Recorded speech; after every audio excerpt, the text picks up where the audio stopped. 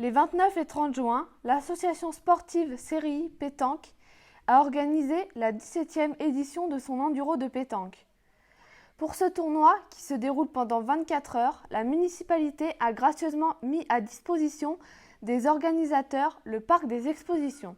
C'est un événement qui est connu depuis très longtemps, puisque c'est la 17e édition cette année.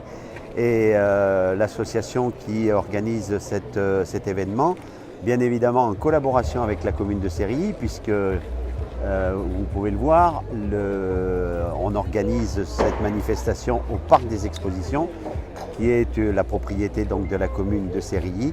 Et nous, de notre côté, eh bien, on met tout en œuvre, on aide l'association à organiser effectivement cet événement. Alors c'est un événement qui a pris de l'ampleur d'année en année, je crois qu'il est apprécié par beaucoup de gens, puisqu'on a énormément de personnes qui viennent de toute la France, et c'est ce qui est important pour notre commune, parce que ça fait connaître Sérilly. Malgré la canicule, le tournoi a attiré 192 équipes masculines et 24 équipes féminines venues de toute la France, de la région parisienne à Montauban en passant par Lyon ou le Puy-de-Dôme. Des emplacements sont mis à disposition des concurrents qui vivent sur place durant toute la compétition. Au-delà de la compétition sportive, les participants apprécient la convivialité du camp. On est fiers parce qu'en même temps, on voit quand même qu'il y a beaucoup de solidarité dans notre club. On vient, tout le monde s'occupe de tout.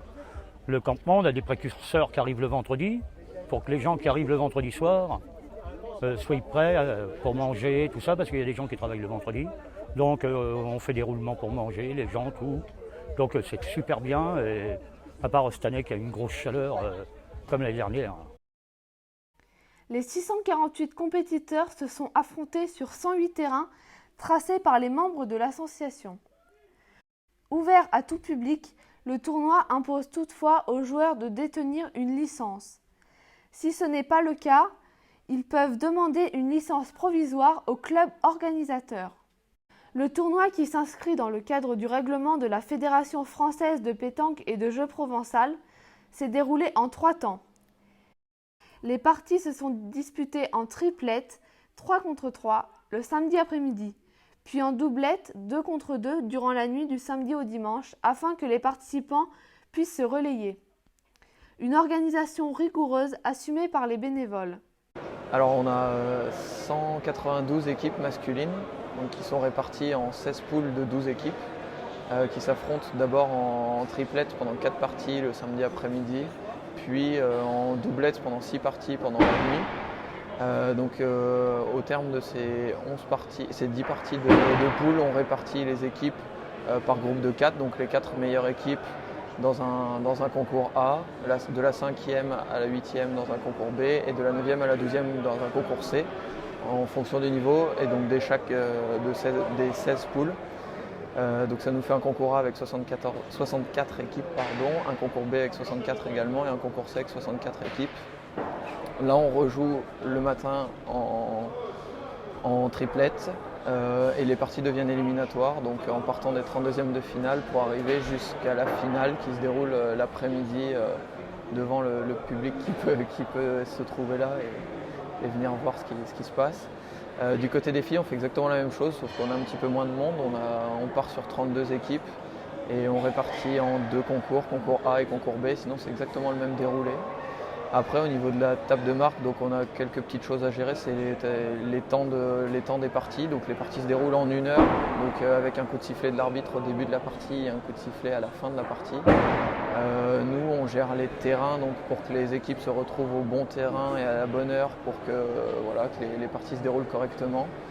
Ensuite, on comptabilise les points et on tient un cahier de notes entre guillemets qui nous permet de savoir quelle équipe a gagné le plus de parties et combien de points ils ont marqué, ce qui nous permet de faire le classement final. À l'aube, la compétition a repris ses droits après une courte pause. Ce concours permet de remporter des indemnités, 5 € par partie de poule gagnée, et des sommes plus importantes à partir des 32e de finale jusqu'à la finale où 200 € sont en jeu. Avec de tels enjeux, les arbitres tiennent un rôle particulièrement important. Alors les compétitions françaises de pétanque sont régies par la Fédération française de pétanque et jeux provençal, qui est basée à Marseille.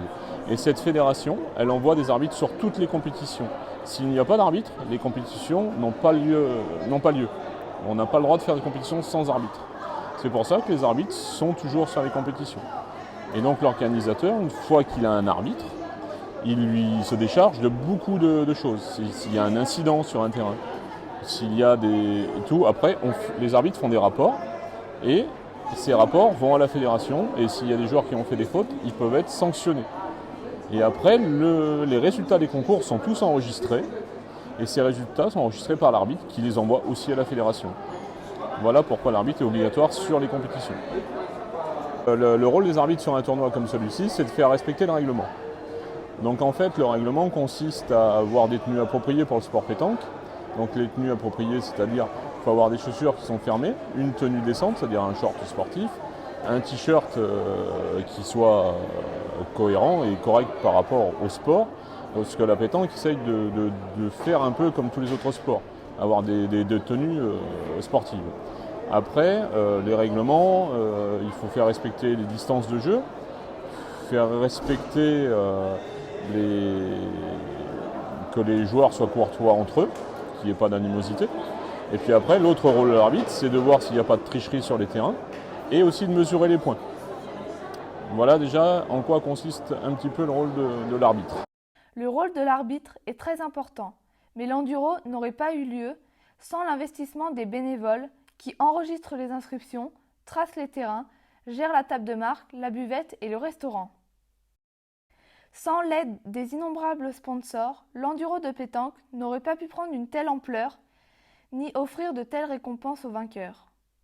Cette année, c'est une équipe du Cher, le Demasel Abraham, Olderbaum Patrick et TJ Fallon qui s'est imposé. Sans aucun doute, autant de participants se retrouveront l'année prochaine pour le 18e enduro de pétanque.